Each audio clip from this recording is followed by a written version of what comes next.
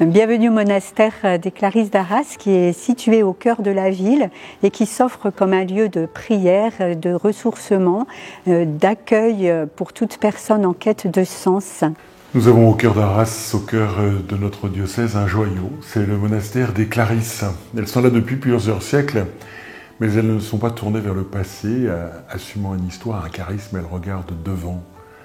Le projet d'architecture s'est proposé de continuer à écrire 7 siècles d'histoire au service d'une communauté implantée au cœur de la ville d'Arras, selon plusieurs phases étroitement liées entre elles.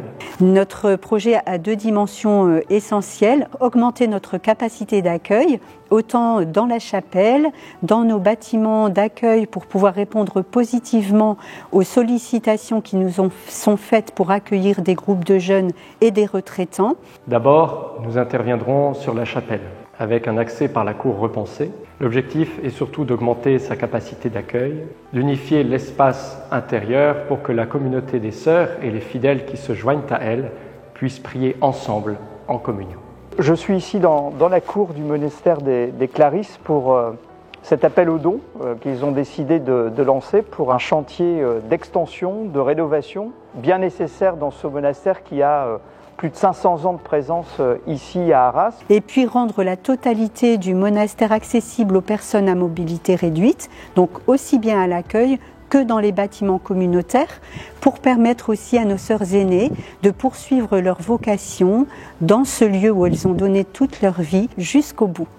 Nous optimiserons le bâtiment d'accueil existant au service des groupes, des jeunes et des retraitants qui sollicitent régulièrement la communauté pour leur permettre de bénéficier d'un accès plus aisé et d'espaces de plus grande capacité.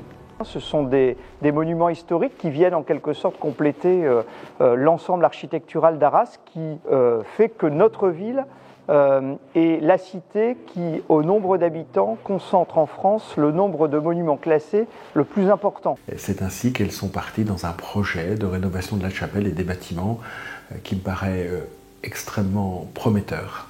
Engageons-nous tous ensemble dans ce projet. Ce qui me touche beaucoup dans cette communauté, c'est le don gratuit qu'elles font d'elles-mêmes et le témoignage qu'elles nous offrent à travers leur vie donnée.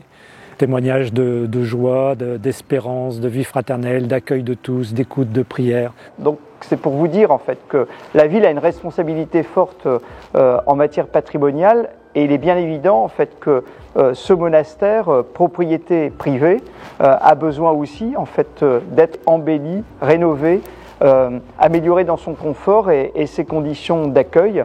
Et donc si les sœurs sont à Arras depuis 560 ans, elles le doivent à la générosité de leurs contemporains qui les ont soutenues depuis 560 ans.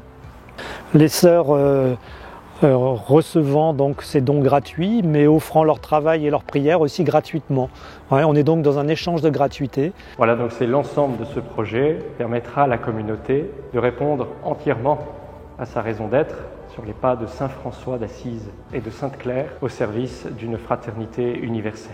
C'est vraiment une grâce, un cadeau, une richesse inouïe au cœur de notre diocèse, au cœur de notre ville. Je les soutiens de tout mon cœur, je le confie au Seigneur et j'espère vraiment que ce qu'elle porte pourra trouver le soutien et le déploiement matériel. Moi je suis très heureux que le monastère ait l'ambition de s'agrandir parce que pour Arras c'est une manière de conforter la présence de ces lieux auxquels nous sommes très attachés.